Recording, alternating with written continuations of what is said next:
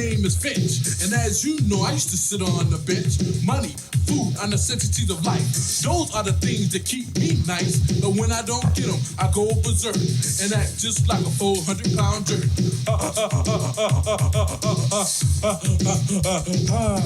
Beat this out as soon as you can. We're just kicking it around, my man. It's the sport of kings. Better than diamond. Welcome to the Married with Picks podcast, season 5, episode 4, week 4. Whenever you're ready, dear. Just letting it play in, baby. Keep on talking. People want to hear you talk, not me.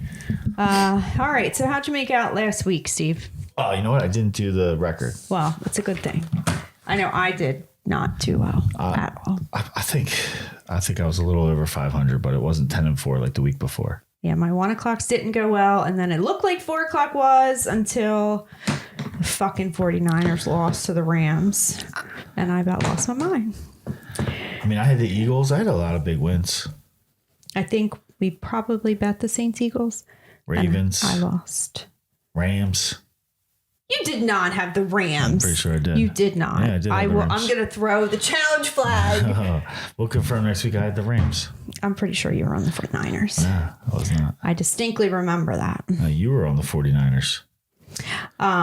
Yes, I was on the 49ers. You were on the 49ers. I was on the 49ers. All right, so we're on to week 4 here. There are a lot of injuries, and they are piling up. Everybody's got a hamstring problem, apparently.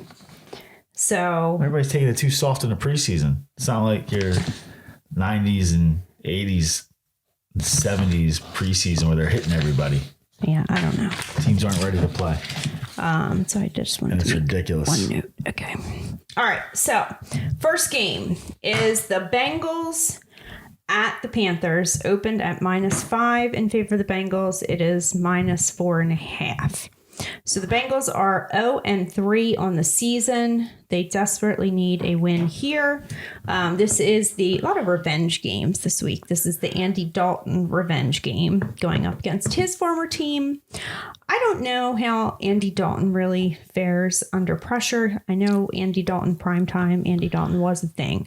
They are going to be without Adam Thielen, and Deontay Johnson popped up on the injury report. He is questionable. I believe he will play. I am going to take the Bengals here just on the simple fact that they have got to get a win under their belt at some point. Yeah, I'm going to take the Bengals too. I mean, they definitely looked different last week. They got T. Higgins back. You get T. Higgins back, and Chase looked like he showed up to actually play.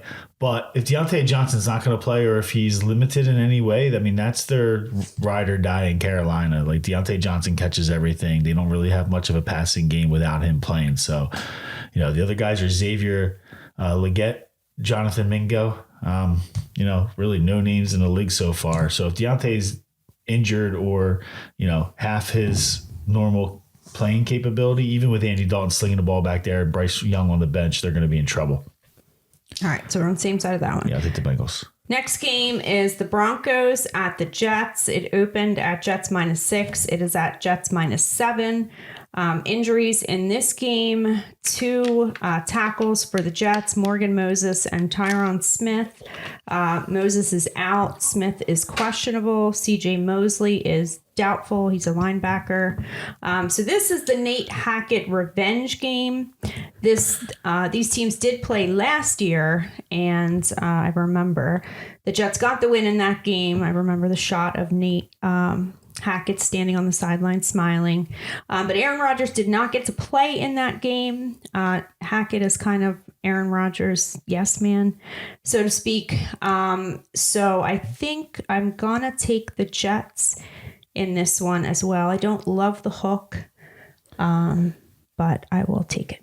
Yeah, I think the line's going to have problems, and Denver has a good defense. I don't like Denver necessarily in general, but I think this game is too many points. If you're going to give the hook at 7.5, even though the Jets are at home, the Jets haven't really shown that they're going to can put their foot on somebody's throat, especially with these offensive linemen injured. You're going to have to protect Aaron Rodgers. He needs time. So I look at it like it's going to be, probably a game that the Jets lead most of the way. Maybe they give up the lead for a little bit, but I don't see them blowing out Nix Denver is going to here. have the comeback victory. Yeah, I mean, listen, I'm not going to sit here and preach Bo Nix. I mean, especially I think that he has a lot to learn. But he's looked kind of impressive for what I thought he was, which was going to be a complete bust. So I'm not ready to throw the red flag in on Bo Nix yet. But I think he's got enough that he can keep this game close. And I'm really looking at that defense to be able to show up and get in Aaron Rodgers' hip pocket. So I noticed you have Jets circle, but you're changing your mind here? I'm going to Denver. All right. Different sides of that one. Listen, they have to protect Aaron Rodgers, and that was the problem last year, right? Obviously, He lasted four downs. So, he can't be a miracle man if he doesn't have time. So, with those injuries, that really changes the outlook of the game. I think he can run on the Broncos, though. But we'll see because Braylon Allen got involved in the action. He's the rookie from Wisconsin, and I really like him a lot. So Breece Hall working his way into almost a 50-50 split here. So. Yeah, really high on him. I mean, Breece Hall is pretty good, So Braylon Edwards, a couple of these rookie running backs are pretty good that I think that are in the league. We'll talk about a couple of them coming up too. But as they start to get time on the field, you're going to see where there's a whole new, rookie wave of running backs that are going to make an impact in the league. All right. So different sides of that one then. Next game is the Saints at the Falcons. This is a division game, opened at Falcons -4.5. It's down to Falcons -3. So obviously the Saints suffered their first loss of the year last week to the Eagles. They also lost their center, Eric McCoy, on the third snap of that game. Cesar Ruiz replaced him at center, and he is out for this game. They are also going to be without linebacker Demario Davis. And Kamara is questionable, and then Chris Olave injured his hamstring at practice today. So I don't know what his status is going to be necessarily. I think Kamara will play. It sounds like they are going to get Taysom Hill back. They may need his help blocking with all these O-line injuries. So the O-line injuries have me very concerned. I was going to go with the Saints this week. I think I still am. But the O-line injuries don't bode well for Carr. He has to have protection to do what he did in the first couple weeks of the season. This is a division game, so it should be a tight one. Falcons, I think, are already missing 2 of their tackles, and Matthew Judon, linebacker, is questionable for this game. So again, I am going to take the Saints. I don't love it as much as I might have given all these injuries. Well, Falcons are 0-2 at home, right? And they lost last week to the Chiefs by 5. But their defense showed up and they held the Chiefs to 22 points, which I thought was better than what I expected. So the Saints, as you mentioned, are pretty beat up. Even though Olave got out of the game okay and he got injured in practice, some of that can be from the wear and tear that they suffered. You play some of these teams and you get banged up. That's the teams that you got to look for that might be that'll go to the playoffs and make a move. And I don't want to talk about the Eagles too much here, but what they did last week was impressive because they were down A.J. Brown and Devontae Smith ended up getting knocked out of that game. So the fact that the defense stood up and they went to a 5-man front, they knocked the hell out of the Saints and won that game. After you took the center out. I'm thinking that the Falcons here is the place to be against the Saints. The Saints are going to roll into Atlanta. The problem here is that this is a division matchup, and these teams typically play each other extremely tight. And I did mean to go back and look at the 2 games from last year. I did not do that, but I do know that the last matchup of the season, the Saints won pretty handily. Derek Carr had a really good game in that matchup. I don't know what they did earlier in the season, though. Yeah, and I'm not sure about last season, but historically speaking, these two teams play each other extremely tight. 3's a lot, though, in that matchup since, given what we just said. But I think the Falcons can overcome what the Saints are dealing with. The Eagles might have put the playbook out there for how to beat the Saints, which is basically everything is predicated off the run. and then they play action off the run. So like I said, the Eagles played a 5-man front. I think Atlanta's going to see the tape from last week and do something similar. I don't know if they have a Jalen Carter on team. their defensive line, and probably Judon is the guy who could get through. He's going to be questionable. So, well, that's true that they don't have a Jalen Carter, but Jalen Carter's already done his damage and taken the Saints center out. So, it's not going to be, they don't necessarily need a Jalen Carter on that team, hopefully to bottle up the Saints. So if Alvin Kamara is absolutely the key here, if he's healthy and he's playing like Alvin Kamara has been playing for the first 2 weeks of the season at least, then they could give the Falcons some fits here. But I'm going to go Falcons, but it's not a strong play. Again, it's a division matchup. These two teams play each other tight, and it's a difficult game. All right, so next game is also a division game. This is Vikings at Packers, opened at Packers -4.5. It's at Packers -2.5. We don't know who we're getting at quarterback for the Packers, whether it will be Jordan Love, who has been back at practice, limited for the past 2 weeks. I kind of thought it was going to be Jordan Love, but what I heard on the radio earlier, it seems like people were suggesting it's not. I mean, personally, for me, I would think you would probably keep Love out, especially for this game, and get him healthy when he comes back. These teams obviously played twice last year. The early matchup, the Vikings won 24-10. Later in the year, the Packers won that matchup 33-10. That was a game that Jaron Hall started, and he got taken out, and Nick Mullins came in. Now, I guess the biggest factor here is Brian Flores. I think he spent all summer just sitting there scheming up defensive game plans. He's done a wonderful job so far. I kind of want to see Malik Willis against Flores, because I just still can't believe that the Packers won 2 games with Malik Willis at quarterback. And if Malik Willis can get a victory against Brian Flores, I might have to throw in the towel on betting the NFL. So I'm hoping it's Willis, and I will take the Vikings in that case. If it's Jordan Love, I'm a little more on the fence, but I'm going Vikings, and that probably means you should go Packers. Well, if Jordan Love, it's a definite Packers. If not Jordan Love, then it's going to squeak out a win from the Packers. I'm on the Packers on either side. It's 2.5 at this point. I love the fact that it's under 3, especially if it's Jordan Love. But if you figure if Jordan Love's quarterbacking, then the line's going to move. It would move, but they're not going to tell us before the game kicks off, basically. So I'm down for the Packers either way. I can't believe you're going to take the Packers if it's Malik Willis. Seriously. It's the Vikings on the road. I'm not a big fan of out of that dome. So, Green Bay division game again. I'm going to take the Packers. Flores can confuse Willis? I do think it can, but I think he can. I'm a big fan of his. But I think in this matchup, in this game, I like the Packers. All right. The Packers are tough at home. They've shown where, they played Tennessee, was it earlier, Indy at home. And, many people didn't give them a chance, and they won pretty handily. So I think Minnesota has been rolling of late, but let's not get too excited as their quarterback has not typically been has not had that much success in the NFL. So I thought you were a big fan, though. I am, but let's be real. Is this guy going to go 9-0? I don't think so. So he's got to lose somewhere. This is a tough matchup for a division rival on the road in Green Bay. Again, I like the Pack. All right.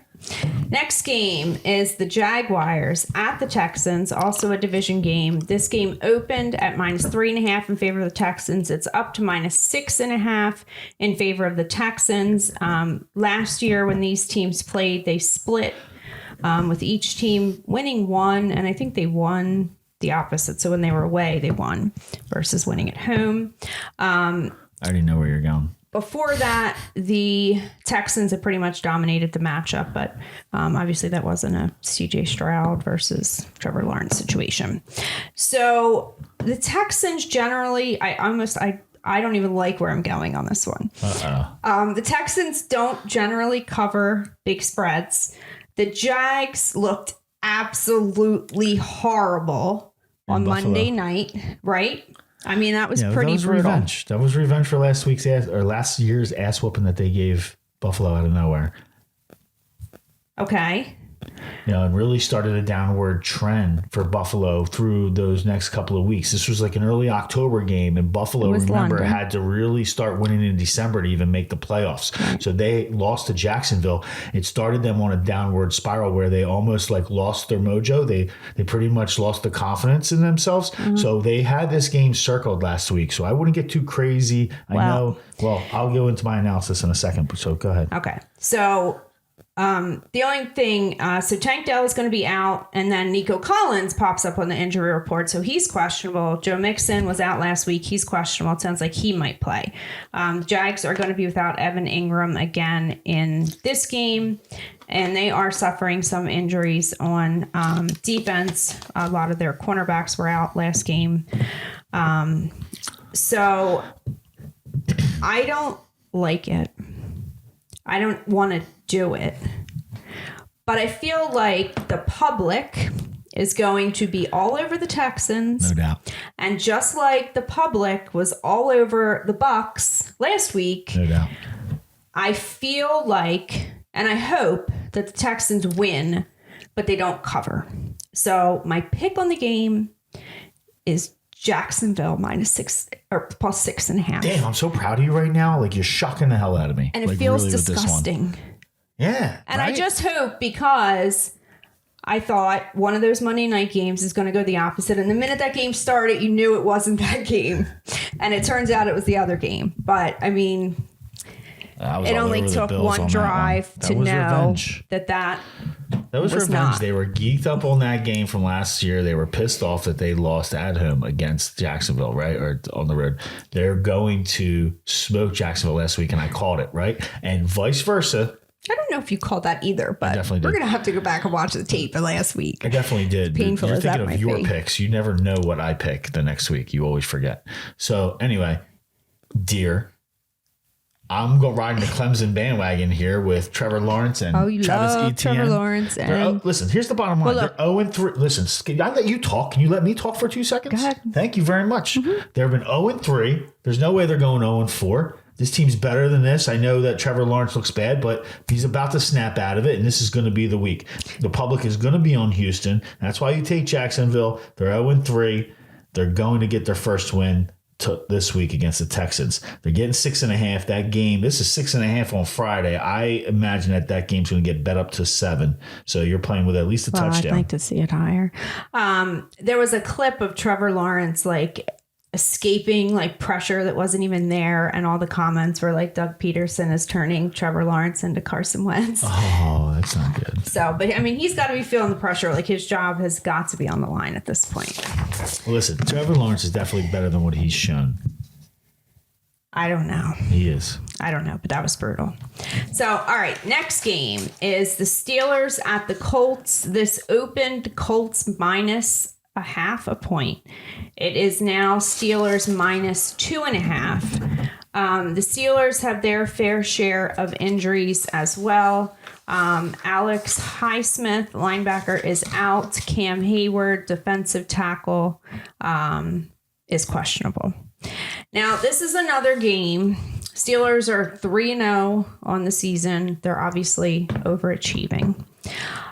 This is another game where I feel like the public is going to be all over the Steelers. I love you. So again, this doesn't feel as bad as the Jags pick. Yes, we're on the same page. And it's not a strong play for me because I'm still a little bitter about the Colts from 2 weeks ago.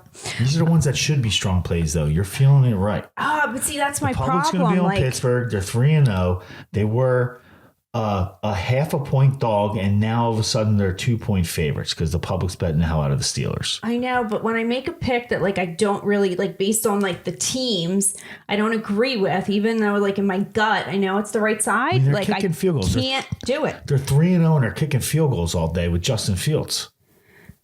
So, yeah. If this is on the road in Pittsburgh, I'm probably going the other way. But this is not. It's in the Dome at Indianapolis. And I think you got to take a strong look, even though they've been a little bit inconsistent. They've been horrible this year. The Colts have been horrible. Yeah. I mean, they have not played that well, but they're 1-2, right? And they're looking to pull even and go 2 for 2 on the season. Anthony Richardson looks very inconsistent, but he does have a lot of talent. Jonathan Taylor has been really, really carrying this team. And hopefully they get Michael Pittman Jr. going a little bit. Alec Pierce has looked good at receiver. So there is some highlights or some bright spots. Trey Sermon's out of nowhere from San Francisco years ago, and the Eagles tried to give him a shot, but he never got off the bench. Now he's getting a couple carries, and he looks like he's actually doing half decent. So, who did the Colts beat? They won last week against the Bears. Is that their one win? Okay. All right. So Bears have good defense. Steelers have good defense. That makes me feel a little bit better. But all right. But the Bears are horrible. But their defense is good. Right? What do the Steelers have going for them? They have a good defense. So, yeah. I was only 21-16 that game last week, but I wouldn't expect a high flying affair in this one either. This is a very strong, very similar strong feeling on this game, similar to the prior game we're talking about, where it's like, hey, I don't necessarily, obviously Jacksonville hasn't been playing well. Colts haven't looked that great, but this is a good spot for them. I can't see Justin Fields going 4-0. All right. So we agree on that one. Next game is the Rams at the Bears. It opened Bears -1.5. It's Bears -3. I don't have a whole lot on this game. The Bears have a good defense. I think the Rams, obviously in the coaching department and the quarterback department, have the advantage. I would lean Rams. I would just say take the points. But it's really not a pick for me. I kind of like the Rams here. I mean, it opened Bears -1.5. But they're -3 right now. Yeah. Even with the injuries at wide receiver, I like the Rams here. Even with them being on the road, I just think even with the injuries, the Rams are in a different class until Chicago proves that Caleb Williams is going to do something. Cooper Kupp's out, right? You get DeMarcus Robinson and Tutu Atwell. Not exactly your cup of tea at wide receiver, but Colby Parkinson's looked decent. I don't think he had a great week last week, but he looked decent the first couple of weeks. Kyron Williams has really stepped it up. Yeah, and they have some rookie Whittington or something. Yeah, Jordan Whittington. Yeah. Yeah, and looking at the depth chart now, it looks like Blake Corum has moved back to the third running back, which Kyron Williams is the new Todd Gurley. Maybe you didn't get that memo, but yeah, it looks like he's. I was expecting before the season started for Blake Corum to take that job from Kyren Williams. I'm still expecting Kyren Williams, who's not that big, to get a little nicked up, but it looks like Ronnie Rivers has stepped in front of Blake Corum on the depth chart. So, there goes that theory. It might be time to cut loose on the fantasy squad for Blake Corum. He's jamming up my roster. Oh, I thought you were going to trade him to me when he took the job from Kyren Williams. All right, next game. Next game is the Eagles at the Bucs. Opened at Eagles -1.5. Who did you take last game? I didn't really have a play, but I would lean Rams. Eagles -1.5. So we have a long injury report on this game as well. So the Eagles, Devontae Smith is out. Lane Johnson is questionable, which I really don't understand because he had a concussion. He was at practice today. Well, I didn't write down whether he was a participant or not, but he was a participant, but practice. Okay, they played Monday night, so in theory, he shouldn't be able to clear concussion protocol. No, he wasn't all systems go. And you in can practice. be at practice even though you haven't cleared. You just can't have. I don't understand. I didn't say he was cleared. I just said he was at practice. I know. I don't understand how he gets a concussion. But because you get cheap shots. Once we took their center out, the Saints started playing like a bunch of jerk-offs.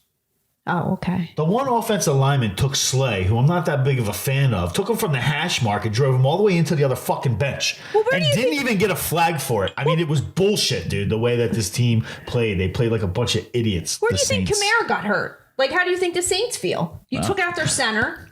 We didn't take them out cheap That shottily. offensive line is critical to their operation. We manhandled them. On the third fucking snap.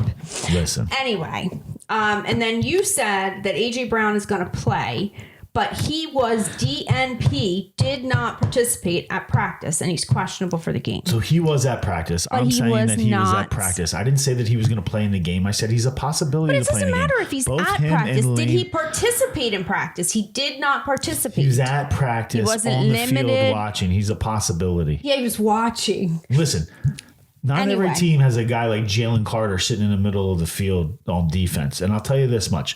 Jalen Carter, maybe it's just a confidence issue and he just needs to get his shit together. But if Jalen Carter wants to play, he's going to dominate this league. I've seen him get through that hole Yeah, on if he doesn't defense. get kicked out of the Listen, games. he was splitting that hole All right. between the offensive linemen better than Warren Sapp back in the freaking 90s, dude. If he wants to play and he shows up, this kid is going to be special. All right. Anyway, moving That's why on. their center got hurt. It didn't drive him from the hash mark to the bench and throw him over the bench and not get a penalty for it like the freaking Saints did the slay. You guys won the game. What are you Because fucking... Devontae Smith caught the ball. They're driving him back 4 or 5 yards, and here comes a rookie fucking 6th-round pick and nails him right in the back of the head. Now he's knocked out. All right. Bullshit. They should have thrown his ass out of the game, too. We're talking about week 4. We're not talking about week 3. All right, I got the Eagles here because Lane Johnson is going to play. I'm not sure about A.J. Brown, but... Anyway, okay. And then the Bucs also have a pretty long injury report. Now, both Godwin and Evans were on that, but they were participants at practice, and it sounds like they're going to play. Now, they're technically backup running back who was kind of taken over from Rashad White was DNP, and he is questionable. So it was looking like he was going to start getting a little more play. They will have Vita Vea back, who he is big for them defensively in stopping the run. He's still questionable, right? Who? Vita Vea? I'm pretty sure he's going to play. Now, we do have history here. Todd Bowles has been pretty good at shutting down Jalen Hurts. So I'm going to ride that train, and I'm taking the Bucs. All right, so this is why I'm going to take the Eagles, okay? Because we all know what the hell the Bucs are going to do. They're going to blitz the shit out of Jalen Hurts, right? Last week on the defensive side of the ball, Vic Fangio changed the game plan to put 5 guys in a box. They usually play 3, sometimes 4. So they changed the game plan to play the team that they're going against. The Eagles, everybody on the Eagles team knows that they're not going to change the game plan. Todd Bowles is just going to blitz the shit out of Jalen Hurts because he can't necessarily read a defense. But what could happen, and what I do think is going to happen, is that they're going to scheme up some quick reads for him so that they know that the blitz is coming. And if they can get Saquon, if they can catch the Bucs in a blitz and get Saquon leaked out where there's one-on-one, watch out. Saquon looks like So you're the going to have MVP of the Saquon league. catching passes out there? Yeah. Okay. So, as long as it's not on 4th down and 3 to go, we should be okay with Saquon throwing the ball to Saquon. But miraculously, Hurts realized that he does have a tight end on the team last week, and he hit Goddard for about 170 yards. Yeah. So that's good to see, especially if you're going to have Brown and Smith out of the game. They're going to have to throw the ball to the tight end. They're going to have to throw the ball to Saquon Barkley. And even your little guy, that Covey guy, he's out too, right? he's out. He's got a bad arm. Yeah. But heaven forbid, we make a trade. The Eagles make a trade before the season starts to get Johan Dotson. We'll see if they get him more the like ball. Jahan. But yeah, It's Jahan, but I just wonder why they're going to give up a 3rd-round pick if they're never going to throw this douchebag the ball. well, maybe they realized the same thing that Washington already knew. No, but that's not the case. There's new coaching staff in Washington, and they brought in through the draft a couple of new wide receivers, and they want to get their guy in.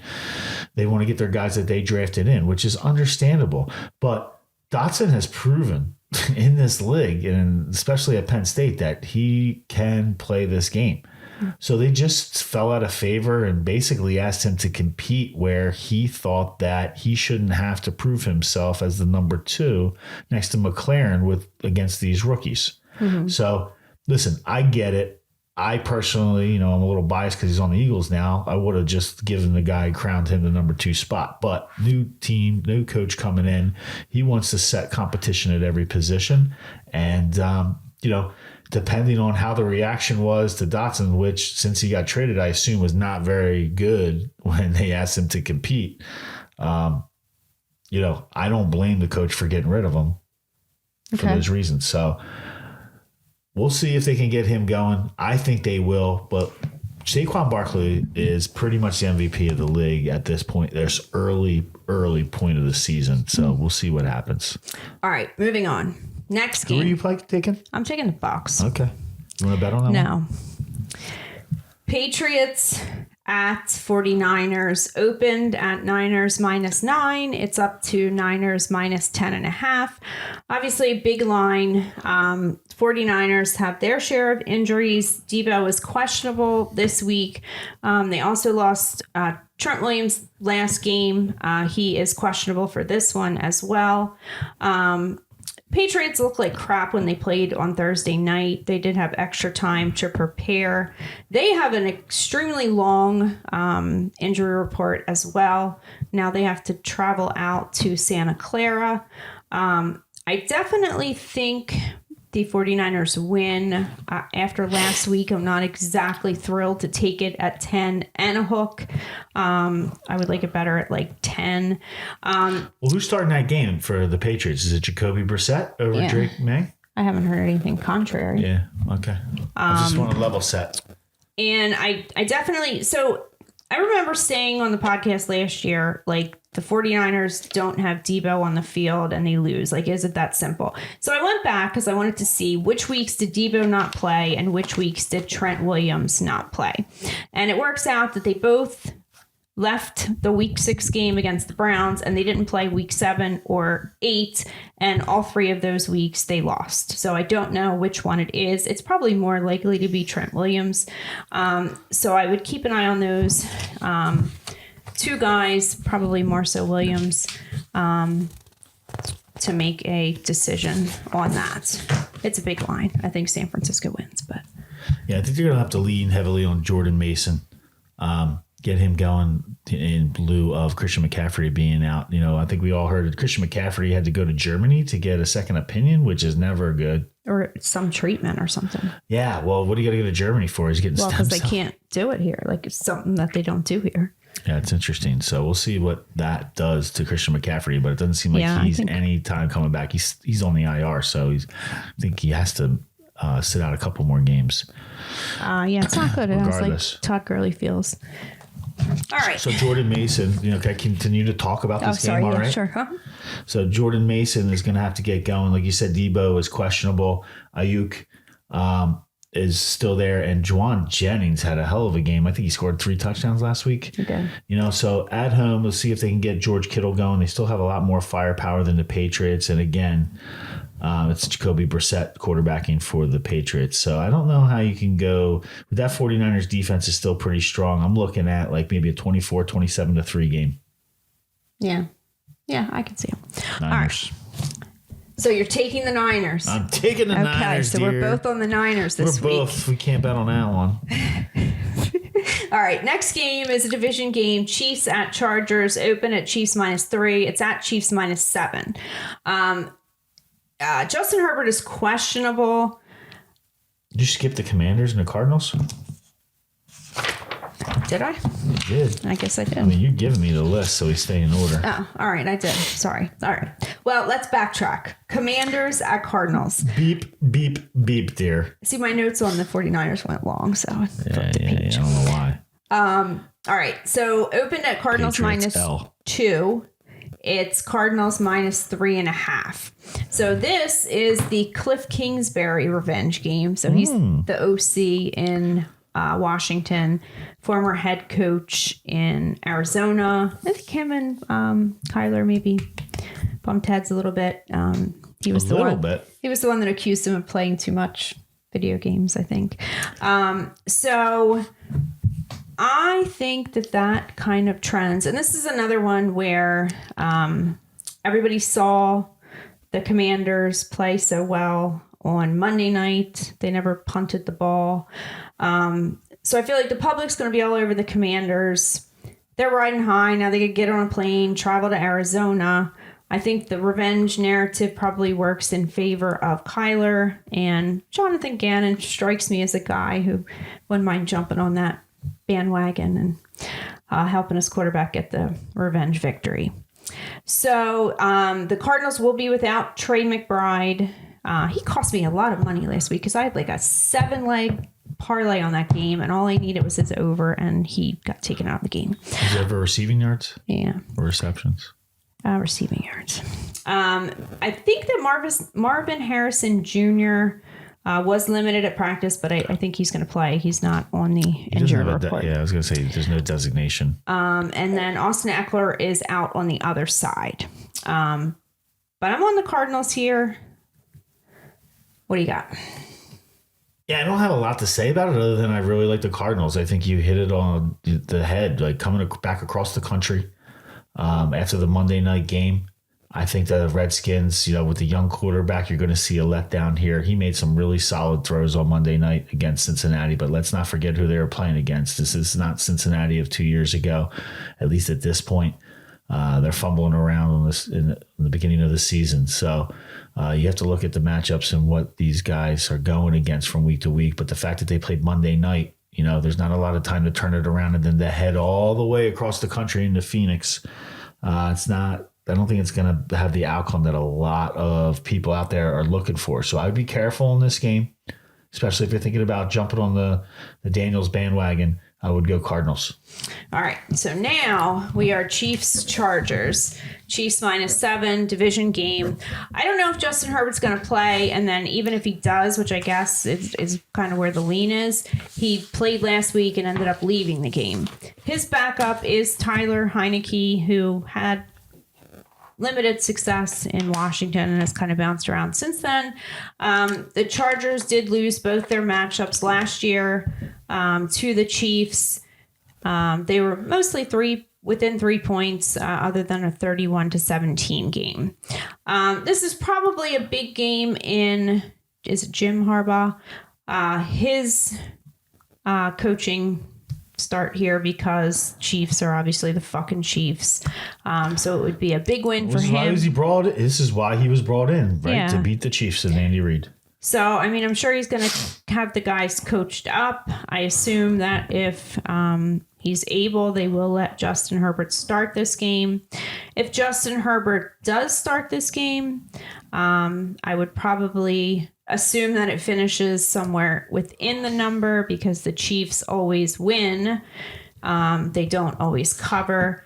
The Chargers are Joe Alt, who is a rookie offensive lineman who's been pretty good for them, is questionable. So that's one thing to keep an eye on. And Joey Bosa, who I don't know if he's as good as he used to be, but he's out. Yeah, I want to lead Chiefs, but it just seems too easy. I'm going to lay off this game. But I would take the Chiefs. Yeah, I mean, I wouldn't, without knowing whether it's Herbert or not, I wouldn't get involved. Oh, definitely not. And I don't know that we can trust him to make it through the whole game either. So it's risky. All right, next game. It seems like one of those games where it's like an easy, when it comes Sunday and, it's about 5 minutes before game time, it's going to be an easy pull on the Chiefs. But I don't know that it's going to work out.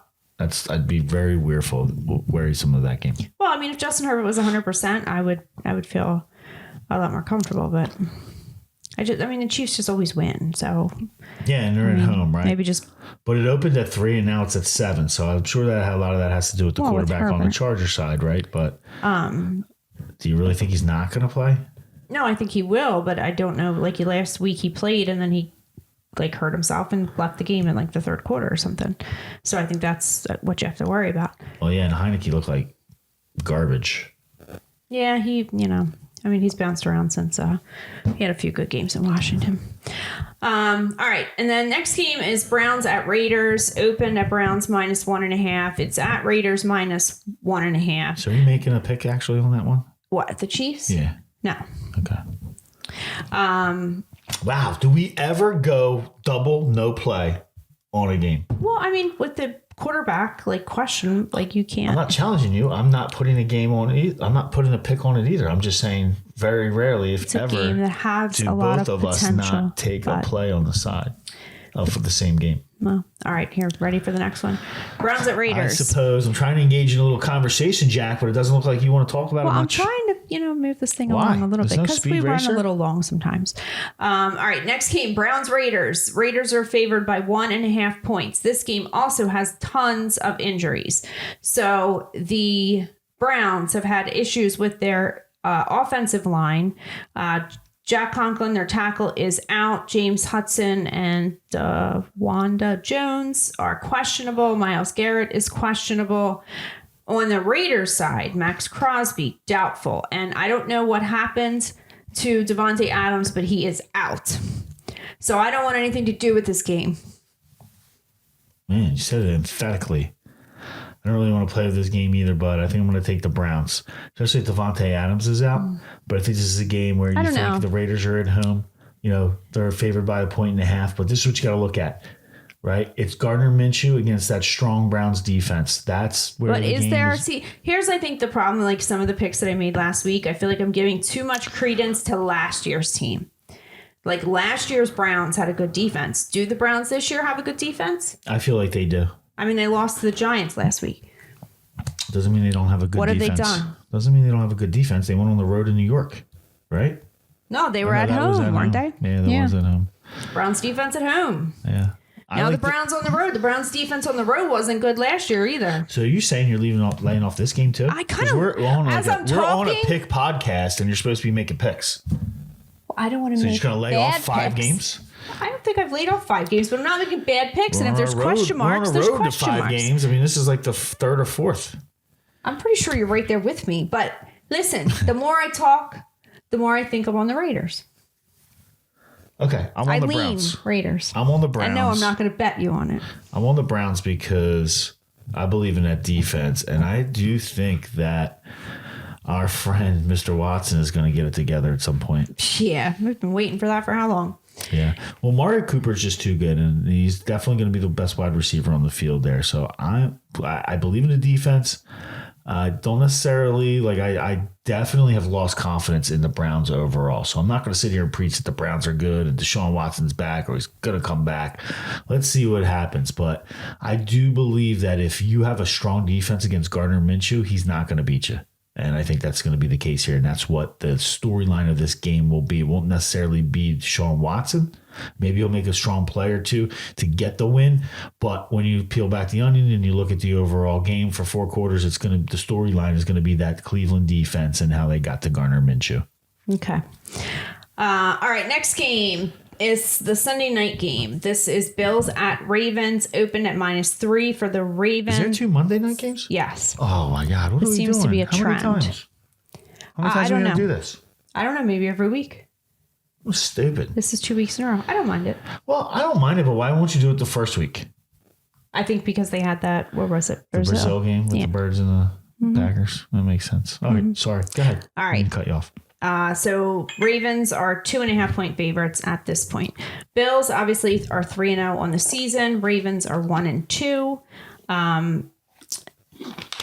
Bills prime time much? The Ravens probably have played a tougher schedule. They played the Chiefs, Raiders, Cowboys. Bills played Arizona Cardinals, Dolphins, Jags. But these teams did play in the past few years. Bills won both times in 2021, 17-3, in 2022, 23-20. Ravens center Tyler Lindenbaum is questionable. So that's something to look at because they already have a suspect offensive line. And the center is the key cog there. So if you're missing that, you could be in real trouble here. Ravens have generally seemed like they are willing to put their foot on the brake and let another team back in the game. Josh Allen is not the guy you want on the other side. So I am on the Bills firmly. I'm picking the Bills. Are you picking the Bills or are you picking the Bills? I'm going to ride or die with Josh Allen. All right, I'm going to go Ravens here. And I kind of feel like last week was a desperation win, like a good spot against the Cowboys. And I didn't like the way that they let their foot off the gas and let the Cowboys get kind of back in the game. I think it was a 3-point game at the end, but they had that game in hand pretty strongly and early. I like the Ravens here mostly because I don't think the Bills can still. I think the Achilles heel of the Bills is going to be their defense and their lack of being able to stop the run when they play a good rushing team. So not only does that mean, the best scrambling quarterback in the league, but when you have Derrick Henry there, I think he's going to run over a couple of these guys, and I think he has a history, when he was with the Titans, of performing well against the Bills. So I'm going to take this one, especially if it stays under 3 points. It's bet down to 2.5 and probably will go down lower as the Bills seem to be a popular team for the fans to take. So as the money comes in on the Bills, that everybody line loves could go the down on the Ravens. Everybody does not love the Ravens. I think so. Well, we'll see what happens. So you're taking the Bills here? I am taking the Bills. This has got to be I don't know how you something cannot that take the you Bills here. would shake my hand on for a $20 bet. Fine. All right. I'll take the Ravens. All right. And let's not forget about Isaiah Likely, the weirdest thing that's going on right now. And who knows how much of a decline they're seeing in practice and why this decision's being made. But Isaiah Likely, the tight end for Baltimore, is really dominating the percentage of snaps compared to Mark Andrews. So it looks like Mark Andrews may be, going out on as the sun's setting on his career, because out of nowhere, Likely's taking over, and rightfully so. I mean, I'm not saying that Mark Andrews is looking that bad, because who knows, but Likely it looks really good catching a ball. Well, I do think they're using Andrews more to block because of the offensive line issues. But then there was something with him. He was in a car accident like shortly before the season started. And they're giving him some more time, because I know what you're saying, and I think that held true the first couple of games. But last week he was only on the field for about 30% of the offensive snaps. Okay, yeah. So I don't know, but I don't know if there's something nothing to do with blocking going on behind the scenes. Yeah, definitely. If you get in a car accident, that could be lingering for a couple of months. Or maybe something with like the coaches, though. I don't know. Oh, you think there's something that they're upset about? Yeah, I don't know. I don't know. He's built a lot of trust with John Harbaugh. So I don't know that there's something going on with the coaches. I think if there's something with a car accident, then they're probably just being careful. All right. So then we're into the Monday night games. The first of the two is the Titans at the Dolphins. It opened at -6.5 for the Dolphins. It's at -1.5 for the Dolphins. I mean, this is pretty much like a shit show of a game at this point. I don't even know if we know for sure who's going to start for the Dolphins. Skylar Thompson got hurt in the last game. They brought in Tim Boyle, and then they traded for Tyler Huntley, who was the former backup in Baltimore. So if it's Thompson, or especially if it's Boyle, I would take the Titans. If it's Huntley, I would be a little less eager to do so. I really wish Mike Grable was still the coach of the Titans, because I feel like he definitely would have got the win last week, and he'd probably get the win this week. I don't know if you can trust this new coaching staff. Where is he? He doesn't have a job, and I feel like he's gonna lose the team. Does Vrabel have a job? Grable was great at like motivating. He was that, Dan Campbell kind of. He doesn't have a job, does he? No. But I'm sure there's going to be some spots opening up here shortly. So him and Belichick might be back in the door before the. If you were a general manager, would you rather hire Belichick or Vrabel? I think I know the answer for you. I don't know. That's tough. Really? Because I know you're a big Belichick fan. Right. You were never a Patriots fan. You were a Brady and kind of a Gronk fan and a Belichick fan. So yeah, I don't know. That's tough. I like both of them. I would take Vrabel. Vrabel was the type of guy that would get his team ready to play. Although if I was single and I was a general manager, I would want to know what kind of mojo Belichick is working to get like 24-year-old tail. So I might hire him just to see if we could date some of his girlfriend's friends. It's called Money and Fame, Steve. Why don't you try to get either one of those, and then we'll see where you're at. Damn. All right. So do you have a pick on this game? I already got my slut, girl. Excuse you. Do you have a pick on the game? I like the Titans. I just don't like the Dolphins the way that they're going. I think the coach there, he used to be an alcoholic. And I think this might all be a little too much for him. Like, you see him in the press conferences, he looks like he's aged like 10 years since like Tua got taken out of that game. kind of makes me like him even more. And I'll tell you, like the way he's handling the Tua situation, at least his comments, I'm starting to see the light on why the players might respond to him. But I still am not a big fan. I don't think he's doing enough as a head coach for the team at this point, though. Well, clearly they can't win a game, and he seems like a douchebag. I'm going to stick to that. And but he talks and he just doesn't say anything. His douchebagness is growing on me. I liked it for a while, and now it's we're going the other way. Yeah, I can't. Like I just thought he was a complete douchebag the whole time. And I got a Dolphins fan. Shout out to Jeremiah. I know you love him. I love you. I know you love McDaniels and the Dolphins, but he is a douchebag, and he's probably going to get fired at the end of the season. Well, and I think we're talking about Belichick and Grable not getting jobs because these owners all want these like young, innovative head coaches. And I do feel like that's worked in a lot of situations. And that's why we're seeing like these backup quarterbacks can actually come in and win a game because the coach is like scheming up a plan that's going to work for them. And it doesn't seem like he's doing anything to like make the situation work for Miami. All right, so you bring up a very good point, and I don't want to get on a long diatribe here, but I agree completely. I mean, it's clear that a lot of the owners in the NFL now are trying to get that next like dynamic, genius young guy who's going to come in and relate to the players and get some innovative offensive plays out on the field, right? Mm-hmm. Like a McDaniel. But I think that's exactly what the problem with the league is that there's too many owners stretching to take a guy who's not even a coordinator or had just become a coordinator and put him in a head coaching job. And all of these guys, in my opinion, have one thing in common. All right. They're all soft as hell on their team. Like they're all too worried about relating to the team and being buddy and getting everybody to like them. None of these new young coaches stick their foot up anybody's ass and get the team motivated to play. And you can see that with Miami now is that they'd have no heart. They're not that tough. Well, no, and I think number one quality you need in a head coach is the motivator of men. Exactly. And then you hire a good OC and you let him do the football stuff. And they might love the coach, but they probably love him because he gives them off on Tuesdays, and he cuts practice an hour short. Nobody's hitting because you're not wearing pads, right? So everybody's on this new philosophy of, just staying healthy. But I'll tell you something, you got to get your body conditioned to play football. And the lack of hitting in spring training is going to get more people hurt in the long run than get them prepared to play football. And you can see, like you had mentioned at the beginning of the podcast, there's a lot of injuries in the NFL right now. And I believe firmly that has a lot to do with conditioning and getting these guys ready to play. And when I say conditioning, I'm not talking about running laps. I'm talking about putting the pads on, getting hitting people, getting your body tough enough to play football. And that's not what's happening with a lot of these new coaches. Yeah, but you also can't. That's going to be the detriment to somebody like McDaniel, who's not going to have a job at the end of the season because the Dolphins are SOFT. And they're not going to go up to Buffalo in a playoff game in January and win that game. Okay, well, we're not talking about a playoff game in January. Hey, we're talking about week 3 and they can't get a win.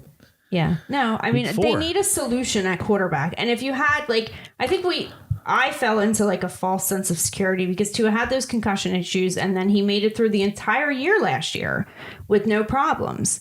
But now it's reared its head again. But they should definitely have had a better backup plan. Like if I was in Miami, I would have like a Flacco or somebody there that can. Like Skylar Thompson? No, I mean he's not. And Tim Boyle is terrible. I mean, you got Zach Wilson out there. I just still think Ryan Tannehill is the perfect fit. They're never going to bring him back in. The owner will never bring him back in. It's like admitting they're wrong. Well, I mean, hey. Tyler Huntley might be the guy for this team. And I think, don't think so. Well, let's say Skylar Thompson's questionable, right? Tyler Huntley's might get in there. He proved that he could win some games with Baltimore last year. He won like 1 or 2. But I don't think he can win this one either.